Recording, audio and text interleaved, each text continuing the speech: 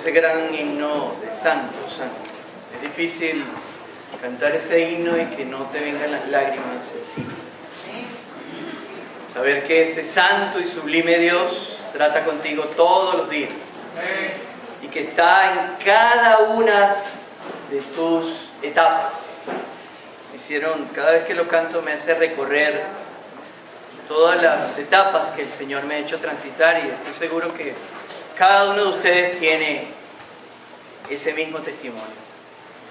Vamos a abrir nuestras Biblias en Hechos capítulo 5. Vamos a leerlo desde... Yo como siempre tengo que quitarme los lentes para poder leer. Vamos a leerlo desde el verso 1 hasta el verso 10. Pero yo me voy a permitir una libertad con ustedes. Yo soy docente y me gusta repasar lo anterior. Así que yo les invito a ir un poquito más arriba y vamos a leerlo a partir del verso 32 del capítulo 4. Es un poquito más largo, pero nos ayuda a entender en perspectiva lo que pasó en este pasaje. Pero antes de leerlo, vamos a invocar al Padre. Gracias, Señor, por permitirnos nuevamente el enorme privilegio de escuchar tu palabra. Gracias por ese enorme privilegio de poder leer tu palabra en nuestro idioma y en varias versiones. Creo que esta es una generación que no tiene excusa en no querer conocer tu palabra. Gracias, Señor, porque sé que detrás de cada letra, de cada traducción, hay muchos siglos de sacrificio de tus hijos. Hicieron posible este gran y enorme privilegio. Señor, somos herederos de esa gran herencia. Por favor, Señor, ayúdanos a comprenderla. Ayúdanos a valorar ese gran sacrificio de siglos que fue dirigido por tu Santo Espíritu en nuevamente escuchar tu voz a través de ella.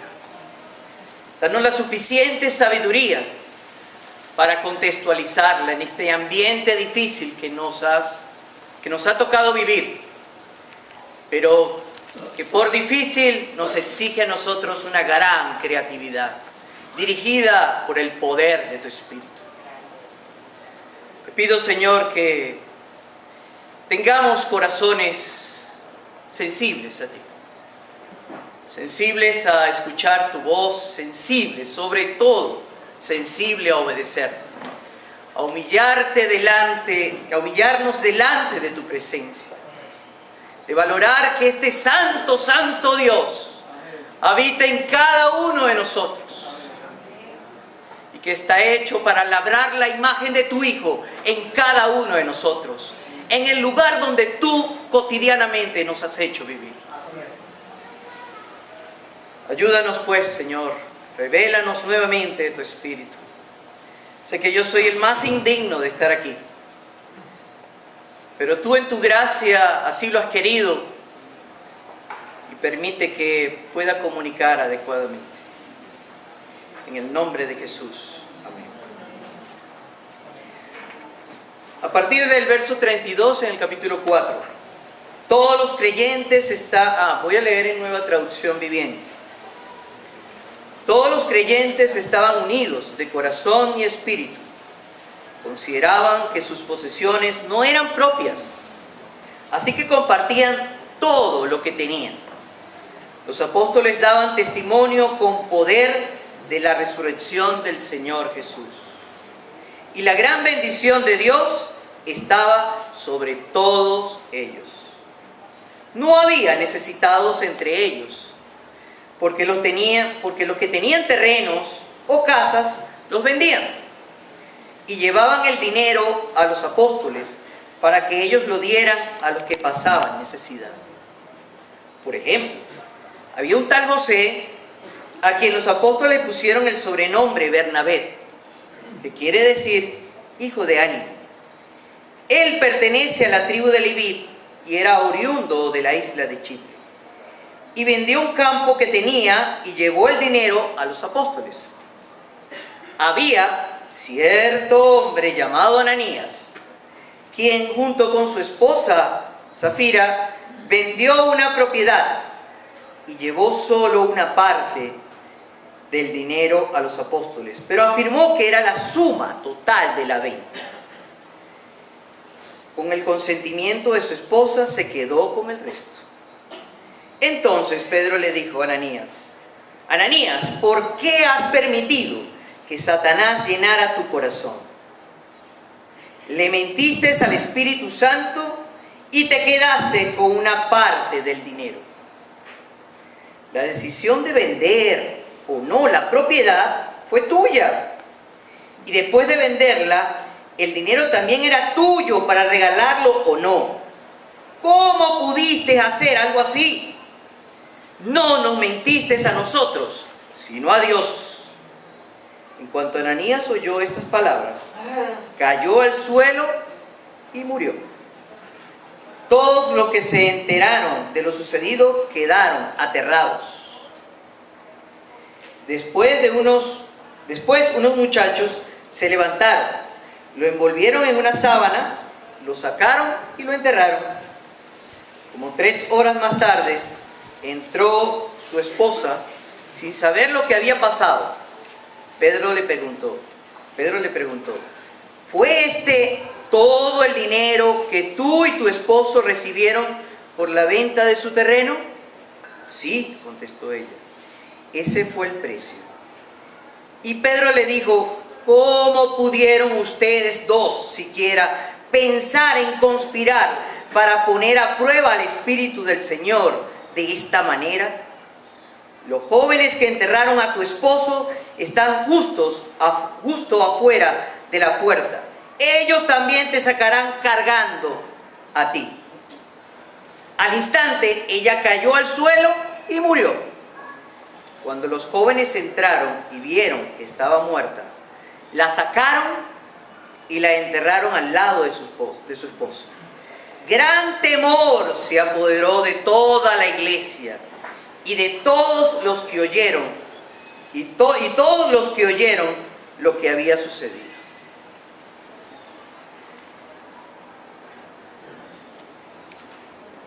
Para poner en contexto es necesario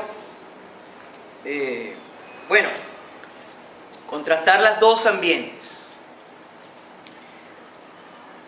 Siempre, cuando hablan del pecado de la iglesia, siempre hablan un tal Jimmy Swaggart, esos grandes predicadores que cayeron en estado de adulterio. O para no solamente hablar de la iglesia evangélica, también está la iglesia católica, cuando se ha denunciado mucho el abuso a menores por parte de sacerdotes. Y vemos un gran escándalo, bueno, quizás por demás justificado, pero nunca he visto un escándalo por la mentira, por el chisme, y esos son pecados tan grandes como los que acabo de mencionar. Y es bueno conocer cuáles son los dos perfiles. Aquí hay dos perfiles: o el perfil de un ambiente, de una iglesia dirigida por el Espíritu, y el perfil de también una iglesia o de un conjunto de creyentes que no se deja guiar por el Espíritu, sino que entra en pecado. Vamos a repasar primero cuál es el ambiente dirigido por el Espíritu. Y así repasamos un poco lo que el pastor Alner nos predicó la semana pasada. Primero, lo que podemos decir es que la comunidad que vemos a partir del verso 30, la comunidad en la cual pertenece Bernabé, porque son dos citas, son dos personajes históricos que aquí se está haciendo mención, y que son personajes contrastantes, Bernabé y esta pareja. Pero la comunidad en la cual pertenece Bernabé y esta pareja, primeramente es una comunidad de la palabra. Es una comunidad que intenta seguir con fidelidad las enseñanzas que ha recibido del apóstol. Es una comunidad, por lo tanto, dirigida por el Espíritu Santo.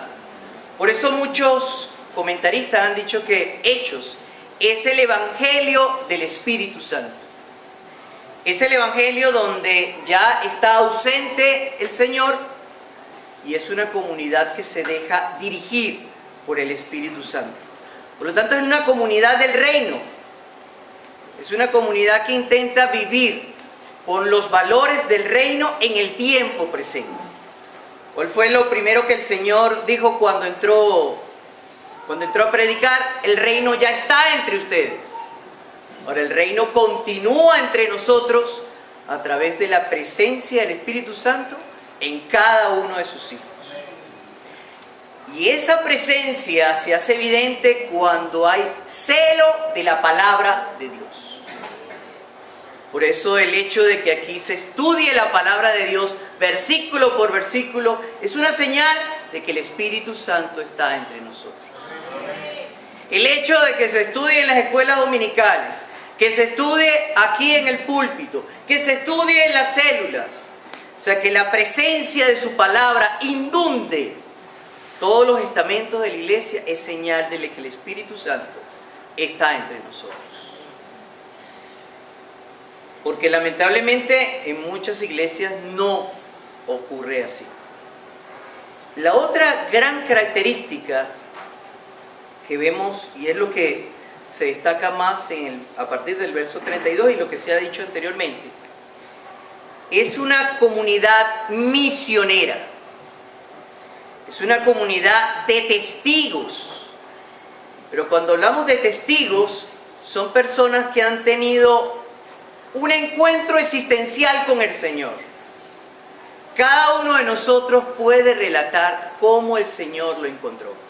Porque no fuimos nosotros quien el Señor lo fuimos a buscar. Fue Él el que nos buscó a nosotros y nos encontró. Amén. Y cada uno de nosotros puede relatar esa experiencia de una relación íntima con el Señor. Y eso nos convierte en testigos, porque eso tan hermoso que hemos conseguido, esa gracia que disfrutamos, es la misma gracia que deseo que disfruten otros. Por gracia recibí y por gracia también damos. Y por eso es que la comunidad el testigo está muy cercano a lo que es el martirio. Yo estoy dispuesto a morir por esa verdad. Esa es la calidad de un testigo. Siempre me acuerdo de un hermano cubano que tuve la oportunidad de conocer en el año 92. Gran hermano, era un encuentro de universitarios y ellos habían tenido el enorme privilegio de salir de Cuba, lo cual no era fácil para esa época ni para ahora tampoco. Y él me contaba lo que pasó cuando comenzó la Revolución Cubana, que era una revolución atea. Y se había declarado prácticamente al cristianismo como enemigo de la revolución. Y él me cuenta que la condena por ser cristiano era ir a picar caña con presos comunes. Bueno, hermano, él me cuenta de que iglesias que eran de 300, 400 comenzaron a ser de 50, de 30. Porque no estaban dispuestos a ese tipo de esclavitud por proclamar al Señor fundamentalmente. No estaban dispuestos a sufrir por el Señor. La principal característica de un siervo o de un testigo es que está dispuesto a sufrir por su Señor. El Evangelio no es pare de sufrir, sino continuamos sufriendo. Pero continuamos sufriendo por el Señor. También me acuerda de eso que contó el pastor una vez, donde dice, bueno, todos los que están aquí, todos los que son cristianos van a ser fusilados. Así que quédense nada más los que son realmente cristianos. Y creo que solamente quedaron 5 o 6. Creo que eso ocurrió en Nicaragua, ¿no? Ahí es donde, en la chiquita, es donde se ve si realmente hay testigos valiosos o testigos de verdad. Porque solamente en medio de la persecución es que se sabe quién es quién.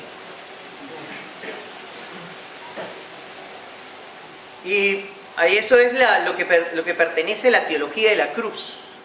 La cruz no es solamente que yo me voy a beneficiar de la sangre de Cristo para tener comunión con Él, sino que la cruz también es una práctica donde voy a ser contrastante con el mundo, y al ser contrastante con el mundo me va a rechazar. Y ese precio de rechazo lo tengo que pagar. Y eso es precisamente la calidad de testigo que muestra Hechos.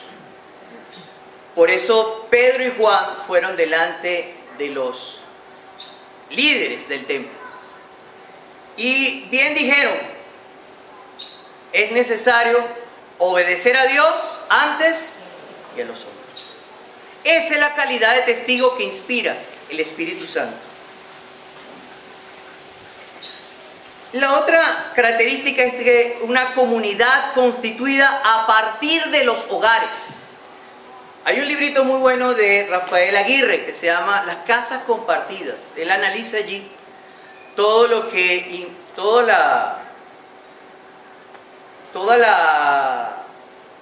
lo que implica en Hechos, o todo el movimiento de Jesús fue alrededor de hogares.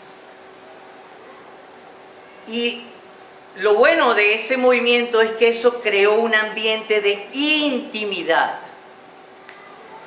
Porque lo que dice es que todos eran sensibles de los más necesitados. Ninguno tenía una propiedad como suya, sino que si era necesario entregarla por algún necesitado, lo hacían. Y lo hacían de manera voluntaria. Eso es lo que dice aquí no había necesitados entre ellos, porque lo que tenían terrenos o las casas las vendían y llevaban el dinero a los apóstoles. Ahora, ¿cómo sabían que había necesitados? Era porque había una intimidad entre ellos que podía conocer íntimamente la necesidad de cada quien. Y por eso es que podemos celebrar también que en nuestra iglesia hayan células. Y es lamentable que algunos no compartan o no estén dentro.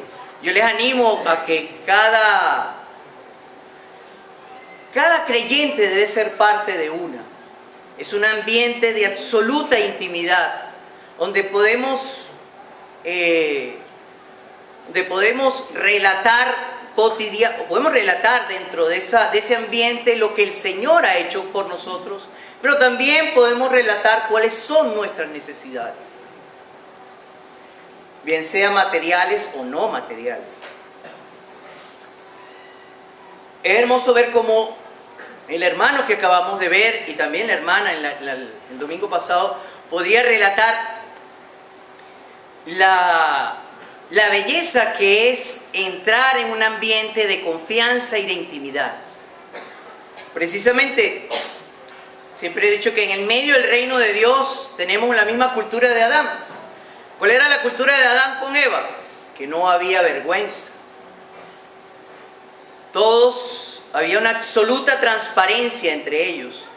No hay ningún tabú para poder confesar, para poder mostrar todas tus fragilidades y también todas tus destrezas y todas tus cualidades. En ese ambiente de intimidad que se desarrolla en las casas, y se desarrolla en las casas dirigidas por parejas cristianas, por parejas que tienen matrimonios bien constituidos. Porque yo aprendí allá en Moral y Cívica que la base de la sociedad es la familia, pero la base de la familia es la pareja. Y una pareja que ambos sean dirigidos por el amor del Señor, que ambos sean dirigidos por su Espíritu, y dentro de esa dirección hayan conseguido ambos complementariedad. Y esa complementariedad se transmite en medio de esos hogares. Y el Espíritu Santo es quien dirige esa situación. Por eso la otra gran característica son comunidades constituidas a partir de hogares. Espacios donde hay un absoluto ambiente de intimidad. Si dentro de la célula no hay ese ambiente, no hay célula dirigida por el Espíritu.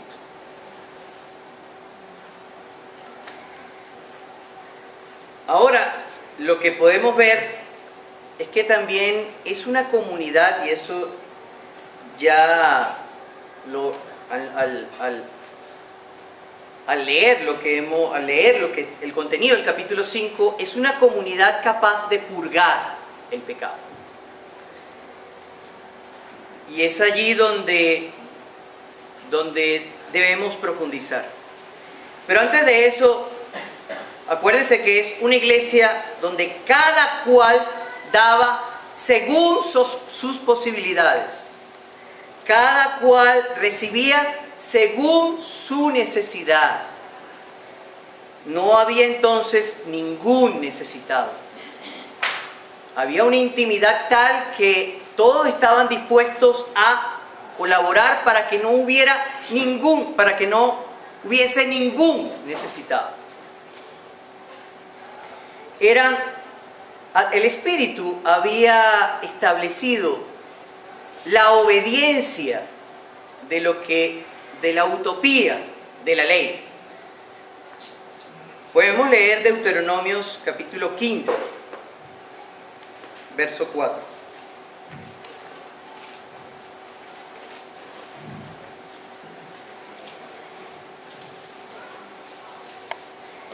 No deberá haber pobres en medio de ti, porque el Señor tu Dios te bendecirá en abundancia, en la tierra que te da como preciada posesión. Es decir, que el Espíritu estaba reproduciendo en la iglesia lo que la utopía de la ley, digo utopía porque eso nunca se pudo, o muy pocas veces se pudo cumplir dentro del pueblo de Israel. Pero el Espíritu Santo permitía que eso ocurriera dentro de la iglesia. Y eso permitía también algo que no ocurría dentro de la cultura judía. No existían distinciones sociales, raciales o de género. ¿Se acuerdan cuando en el templo hay una distinción entre hombre y mujer? Ahí en esos hogares había el liderazgo, y eso lo podemos ver también en las epístolas de Pablo, liderazgo de mujeres, diaconisas. No había, por supuesto, distinciones de clases sociales. Y, por supuesto, no había lo que había pasado dentro del pueblo judío. Esa distinción étnica donde no se le permitía la entrada al gentil al templo. Sino eran lugares donde se iba a adorar a Dios, donde no había ningún tipo de distinción. Nos acercamos mucho, o ellos obedecían a la tradición de Pablo, o obedecían lo que Pablo nos dice bajo la guía del Espíritu Santo, allá en Gálatas. Podemos leerlo, capítulo 3, verso 28.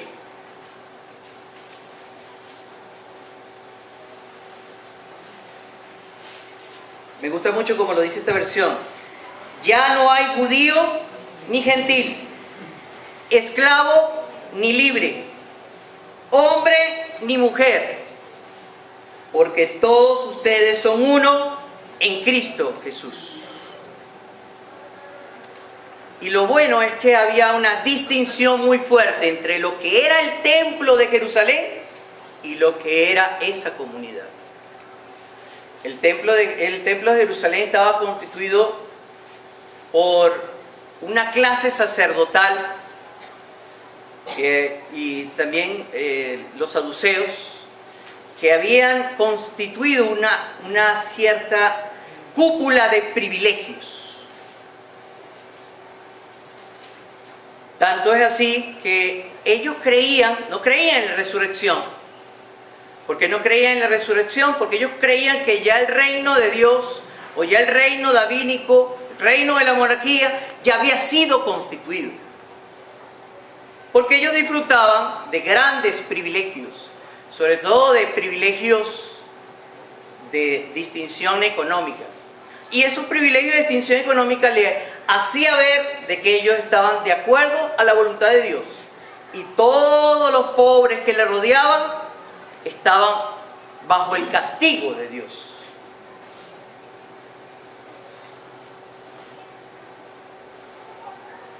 Por eso es que nos podemos recordar de que, por eso es que el Señor saca a los cambistas y a los que venden palomas, porque ellos habían creado una casta que le exigía a todos esos judíos de la diáspora a que tenían que cambiar sus monedas por las monedas del templo. Y a veces cambiar esas monedas por las monedas del templo implicaba hasta ese cambio era tan fuerte que a veces tenían que ahorrar mucho más allá de varios meses de salario o varios meses de trabajo. Y segundo, tenían que, no solamente eso, con el dinero que habían recolectado o que podían cambiar, tenían que cambiarlo con algún animal que también era una suerte de comercio que tenían los sacerdotes, porque no podían aceptar que las palomas que traían los judíos de la diáspora, o bien sea los animales que ofrecían el sacrificio, porque siempre le encontraban algún defectico. Por lo tanto, siempre tenían que cambiar su dinero en la moneda del templo y después vender. Después comprar las palomas o los animales que eran de los sacerdotes para poder entonces entrar al sacrificio. Por eso el Señor es que hace limpieza dentro del templo y declara que ese lugar es lugar de oración para todas las naciones. Y ahí nuevamente el Señor destroza la distinción étnica. Y esa es precisamente la inspiración de la comunidad del reino, la comunidad del reino de Dios. Pero en este contexto, dentro del contexto de Ananías y Zafiras, ya podemos ver cómo la misma comunidad puede purgar el pecado. Y aquí el problema es que simplemente entra en un estado de desobediencia.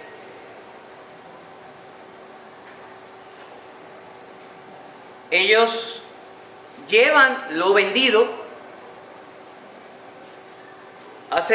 evidentemente hacen lo mismo que hace Bernabé, quieren hacer lo mismo que hace Bernabé. Bernabé vende una porción de sus propiedades y la pone bajo la administración de los apóstoles.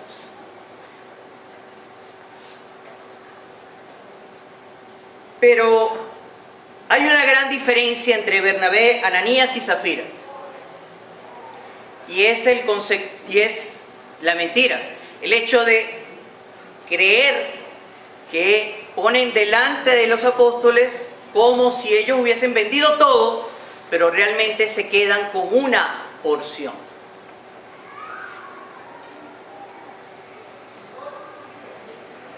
Y más que la mentira, es lo que representa.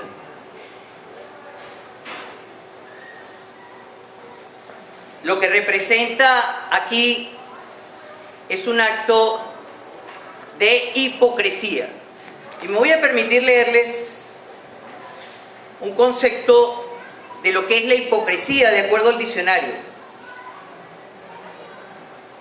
El griego posee dos grupos diversos de palabras para describir la hipocresía. que es hipócrino, procede originalmente del campo del teatro. Significa actuar en escena o interpretar en el teatro la teatralidad. El disimulo, de donde procede el sentido de hacer hipócrita. Es decir, aquí lo grave no es solamente el haber dado una porción, porque ellos voluntariamente podían dar lo que a su bien fuera, porque era una donación absolutamente voluntaria. Por eso es el reclamo del apóstol. El reclamo del apóstol es: le mentiste al Espíritu Santo y te quedaste con una parte del dinero.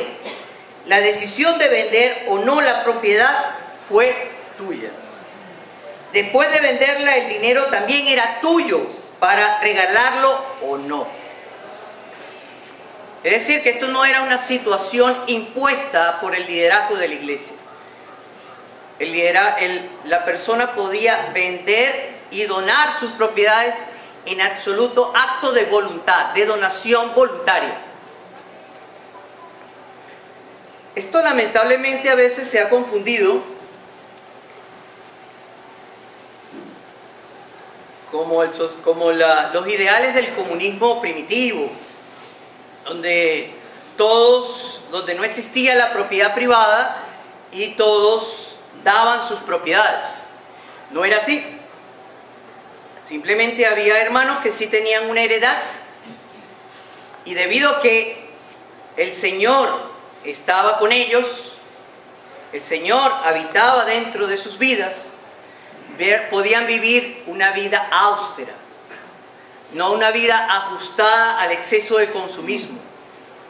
Y eso que les permitía el Señor tener entonces en propiedad, la consideraban una propiedad relativa que le pertenecía solamente al Señor, y la daban a los necesitados. Ahora, esa misma apariencia quería dar Ananías y Zafira en dar toda su propiedad a los necesitados, y resulta que no era así. Ellos se retuvieron una parte, pero daban a entender que habían dado todo. Y ahí es donde está el pecado, no solo de la mentira, sino de la apariencia.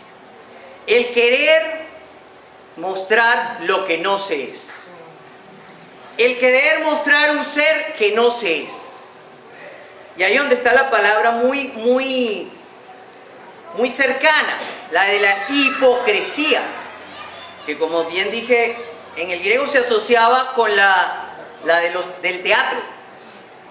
Me dicen que los principales mentirosos son los actores. Son capaces de encarnar un papel y encarnar un nuevo ser, pero no serlo. ¿Y cuál es la finalidad de encarnar un nuevo ser y no serlo? Bueno, recibir aplausos, recibir elogios, recibir reconocimientos. Aunque el texto no lo dice de manera explícita, probablemente Ananías y Zafira también deseaban recibir elogios y reconocimientos. Y aquí sí es el grave problema de algunas iglesias, y más de algunas iglesias de algunos cristianos, de tener una doble vida. Es decir, no hay integridad. Integridad significa que hay coherencia entre lo que hago y digo. Y por eso que para mí es un gran error que ha tenido la iglesia el de enseñar, y afortunadamente nuestra iglesia no, pero sí ha sido una cultura latinoamericana, el de enseñar una dualidad. La dualidad de vivir una vida eclesiástica y una vida de laicado o secular. ¿Saben lo que es secularidad? Secularidad significa apartado de Dios. Eso quiere decir que hay una vida si hay una vida eclesiástica, se dice que, bueno, solamente lo que está dentro de la iglesia y lo que hacemos dentro de la iglesia está bajo la soberanía de Dios. Ahora lo que está fuera de la soberanía de Dios. Eso es lo que quiere decir la secularidad. que lamentablemente se ha vivido en muchas de nuestras congregaciones. Y eso permite y da pie a que haya una doble vida.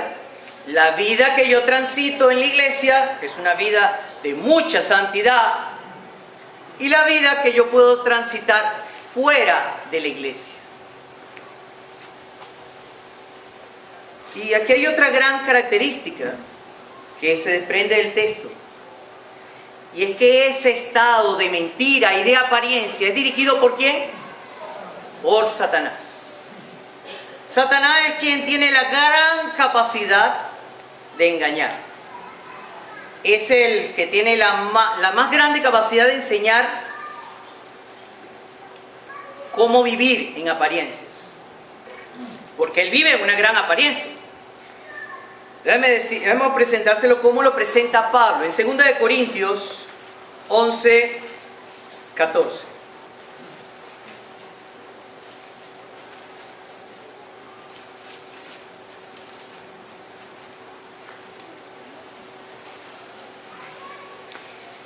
Pablo dice, pero no me sorprende para nada.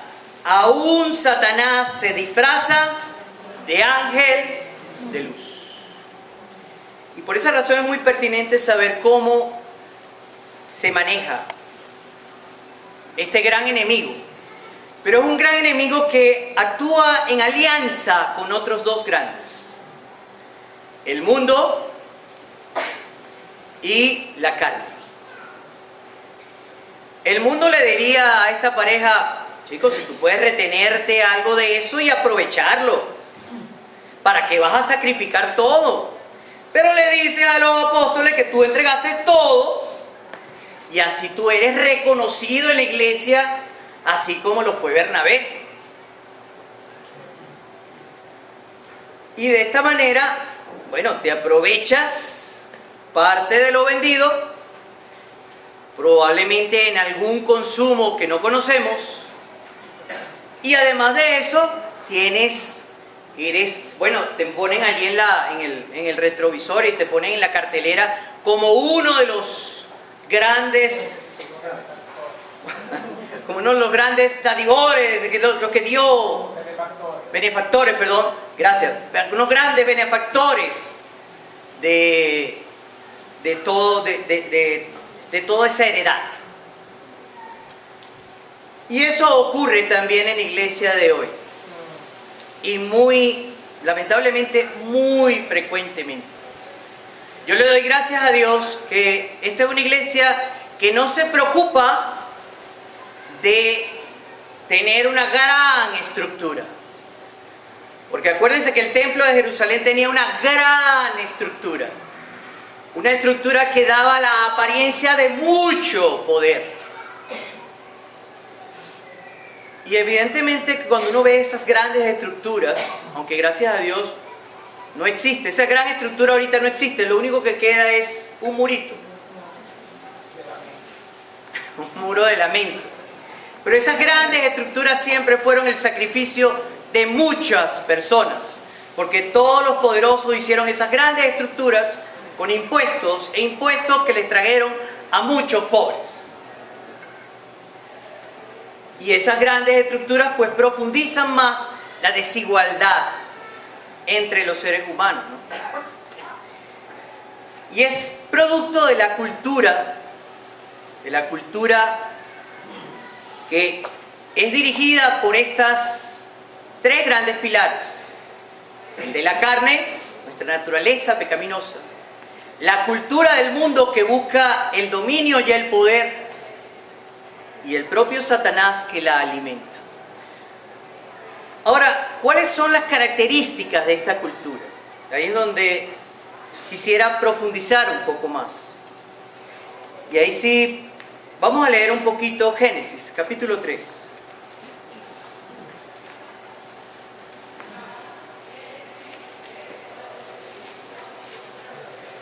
Voy a leerlo muy rápidamente porque yo sé que ustedes son estudiosos. ¿Cuántos han leído aquí el Génesis? Y sobre todo ese capítulo. Ese capítulo nos ayuda a entender un poco cómo es la estrategia de Satanás. Una estrategia que perdura. Únicamente voy a leer los primeros versículos y después voy a comentar con ustedes las consecuencias. La serpiente era el más astuto de todos los animales salvajes que el Señor Dios había hecho. Cierto día le preguntó a la mujer: ¿de veras Dios le dijo que no debes comer del fruto de ningún árbol del huerto? Claro que podemos comer del fruto de los árboles del huerto, contestó la mujer. Es solo del fruto del árbol que está en medio del huerto del que no se nos permite comer. Dios dijo: no deben comerlo, ni siquiera tocarlo. Si lo hacen, morirán. No morirán, respondió la serpiente a la mujer. Dios sabe que en cuanto coman del fruto, se le abrirán los ojos y serán como Dios, con el conocimiento del bien y del mal. Bueno, el versículo 6 nos dice que la mujer quedó convencida. Pero aquí voy a analizar en pocas palabras cuál es la cultura que nos permite obedecer. Lo primero es que el pecado siempre es atractivo. Y el reconocimiento y la apariencia es muy atractivo. Porque nos permite sentir que nuestro ego se eleva. Y ahí es donde está la otra gran mentira. Y seréis como dioses. El gran deseo de la cultura del reconocimiento es que elevarnos a las alturas y creernos unos dioses. Por eso es que la Biblia dice que no podemos tener ni muy alta opinión de nosotros, ni tampoco deprimida, sino una opinión equilibrada. La segunda, y es que donde debemos tener mucho cuidado,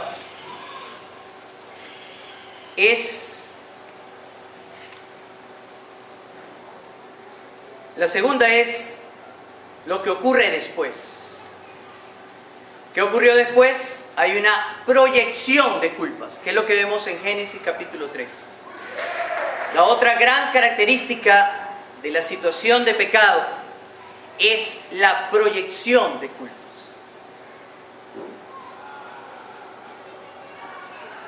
Y eso es lo que no nos permite tener una integridad. Porque si no soy capaz de reconocer mis propias culpas, mis propios errores, si no los proyecto en otros, entonces no me permite tener la cultura de la confesión.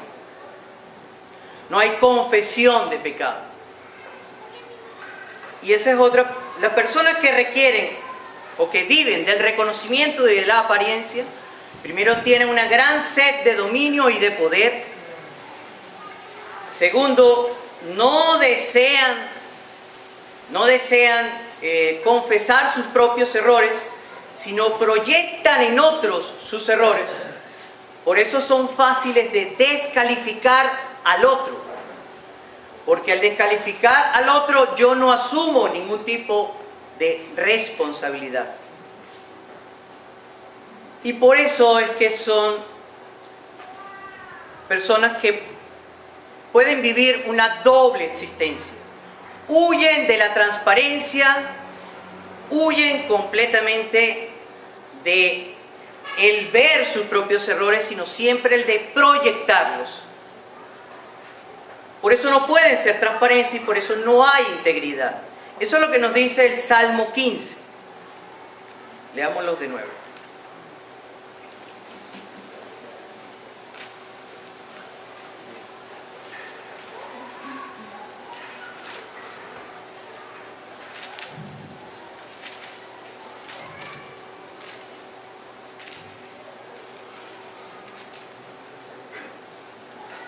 Vamos a leerlo solamente el 1, el 2 y el 3. Señor, ¿quién puede adorar en tu santuario? ¿Quién puede entrar a tu presencia en tu monte santo? Los que llevan una vida intachable y los que hacen lo correcto. Los que dicen la verdad con corazón sincero.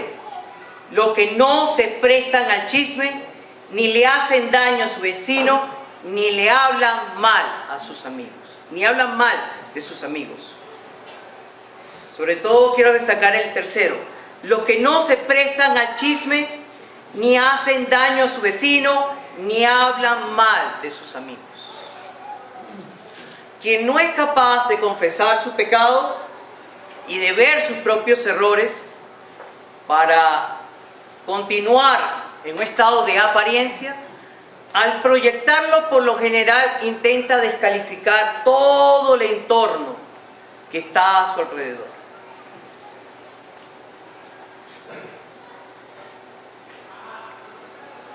Porque cree que su entorno es la gran amenaza.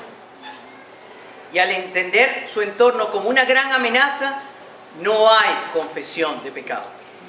Y eso fue precisamente lo que le ocurrió a la esposa, volviendo al pasaje. ¿Qué le ocurrió a la esposa? ¿Hubo confesión de pecado? No. En la segunda parte,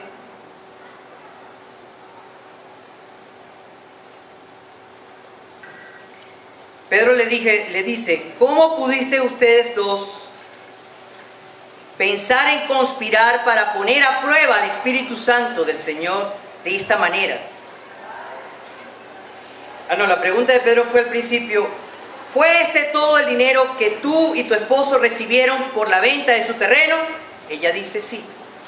Ella persistió en el pecado, renunció a confesarlo y por eso recibió las consecuencias.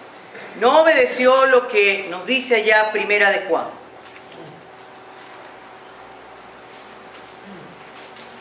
En su primer capítulo.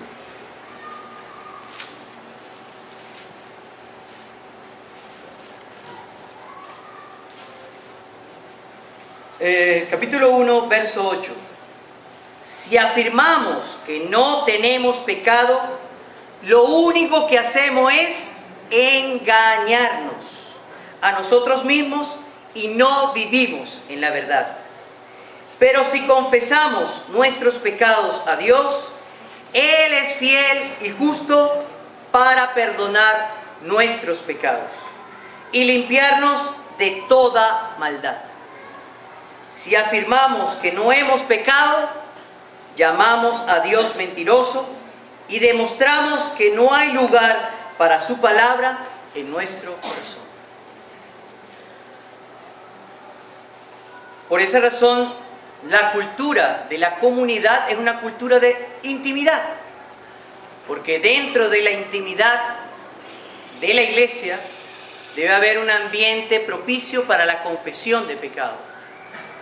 Debe haber un ambiente propicio para confesar mis debilidades, para mostrar mis fragilidades, pero también para mostrar mis dones y mis cualidades para desarrollarlas. Y ahí es donde está el esfuerzo de capacitación en la iglesia para ayudar a que los dones y talentos sean desarrollados. Y evidentemente, y así no permitir que se infiltre lo que la cultura del mundo nos quiere enseñar. ¿Qué es lo que quiere enseñar la cultura del mundo? Y eso lo vemos lamentablemente en mucha de nuestra cultura política. Primero, la cultura del dominio y del poder. Creerse superior a los demás. Segundo, la cultura de vivir de las apariencias, vivir una doble vida. El de no confesar sus errores para enmendarlos.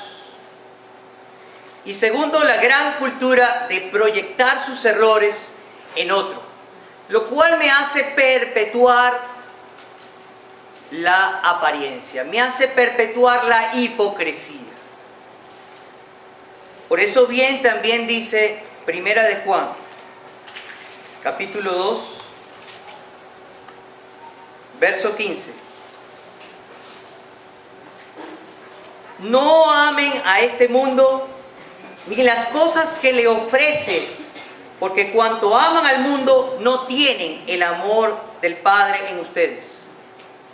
Pues el mundo solo ofrece un intenso deseo por el placer físico, un deseo insaciable por todo lo que vemos y el orgullo de nuestros logros y posesiones. Nada de eso proviene del Padre, sino que viene del mundo. Y este mundo se acaba junto con todo lo que la gente tanto desea. Pero el que hace lo que a Dios le agrada, vivirá para siempre. Para terminar, quisiera compartir con ustedes Deuteronomios capítulo 17.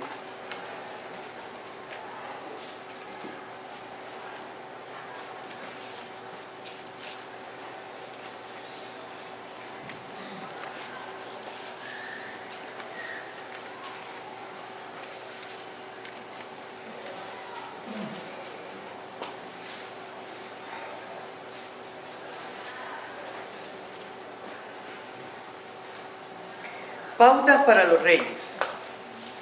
Y en estas pautas se observa también una continuidad entre el liderazgo que ejercen los apóstoles dentro de la iglesia y el liderazgo que existía, o el liderazgo utópico de la ley.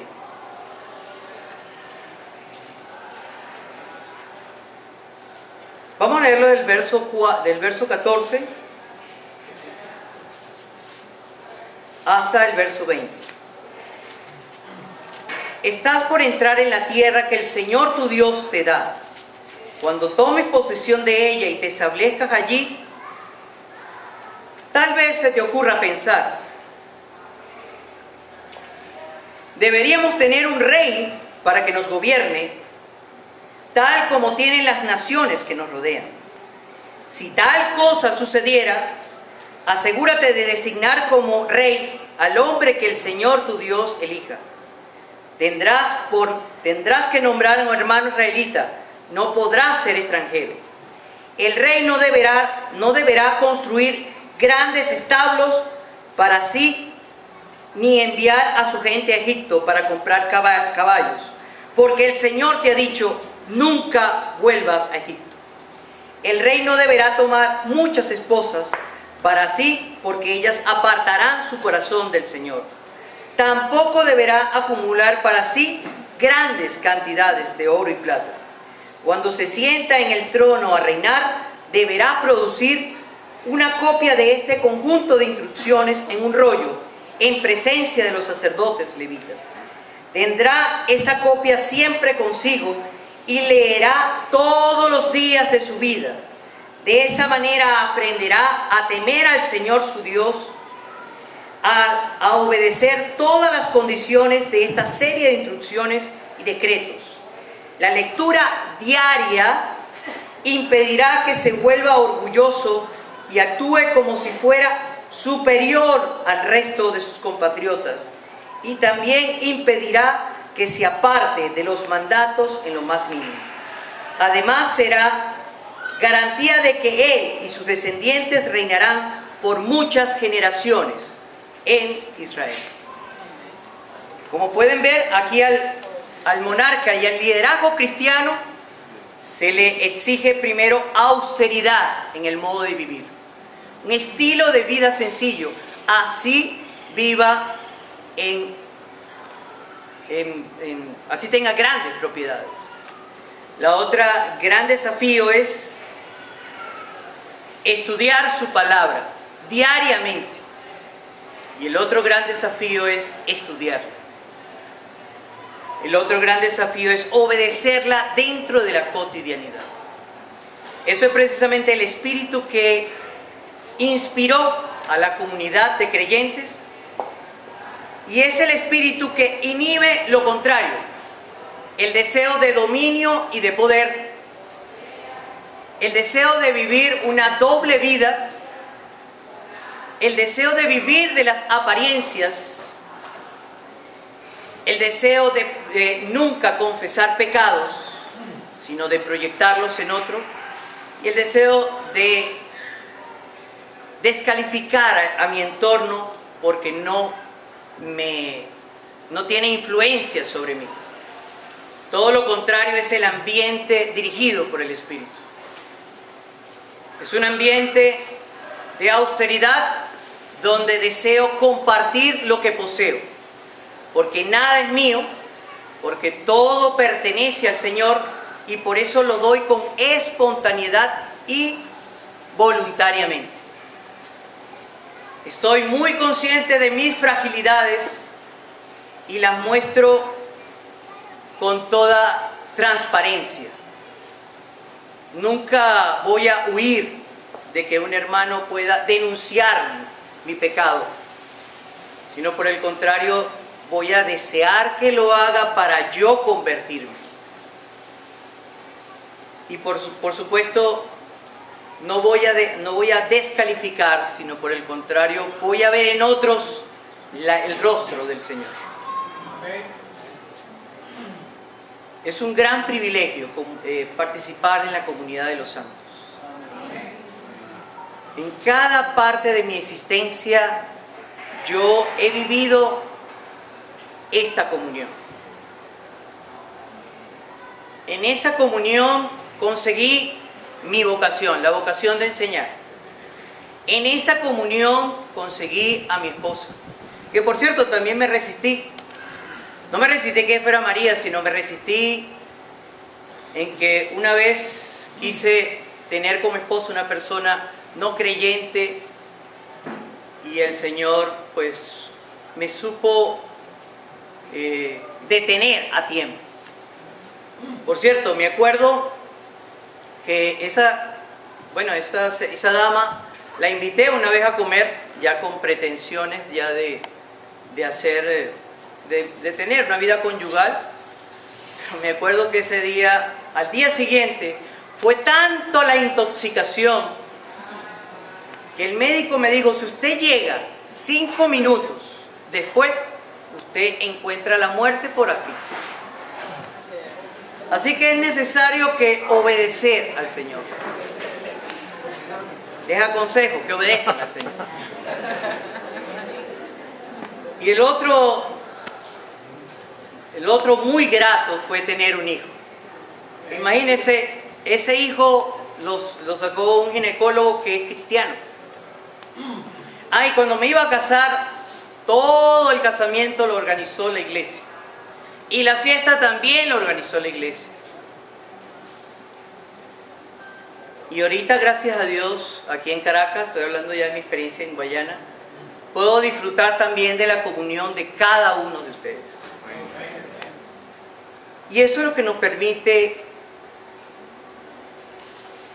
mantenernos en comunidad. Yo estoy seguro que cada uno de ustedes puede relatar, puede construir un hecho con la experiencia de cada uno de ustedes. Puede construir también cómo el Espíritu Santo ha labrado sus vidas. Yo estoy seguro de ello. Pero por eso, hermanos, debemos estar muy pendientes del ambiente de pecado. Debemos ser vigilantes de nuestra comunidad y orar para que el Espíritu Santo también purgue toda situación de pecado. Que haya una pastoral suficiente para que el pecado se renuncie y haya arrepentimiento. Pero si no hay arrepentimiento, que el Espíritu Santo se encargue de alejar todo aquel que produce pecado de manera persistente, quien no quiere confesar pecado, quien no quiere acercarse otra vez al Señor. Porque indiscutiblemente, aunque ustedes no lo crean, en ese año en que le conté esa experiencia, yo viví alejado de la iglesia. Y realmente me di cuenta, y eso fue en el año 91, yo me di cuenta de que ya yo no pertenecía a ese mundo al cual yo quería regresar. Y el Señor otra vez te lleva de vuelta. Ahí es donde sí te recuerdas que tú eres parte de un redil. Y que el Señor otra vez te busca y te lleva nuevamente a su redil. Y en su redil es donde tú sientes seguridad.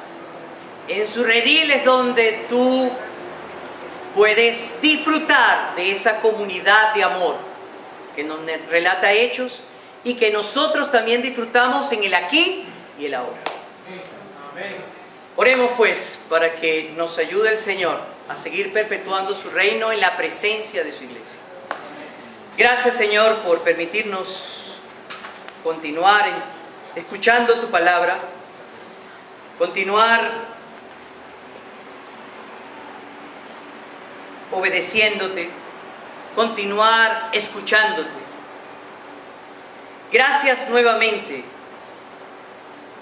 porque todos estos testimonios que tú narras en tu palabra, tú nos has desafiado en contextualizarlo actualmente. Tú nos desafías hoy a obedecerte cotidianamente. Permite, Señor, que todos los grandes proyectos que tiene la iglesia para servirte, tú los prosperes.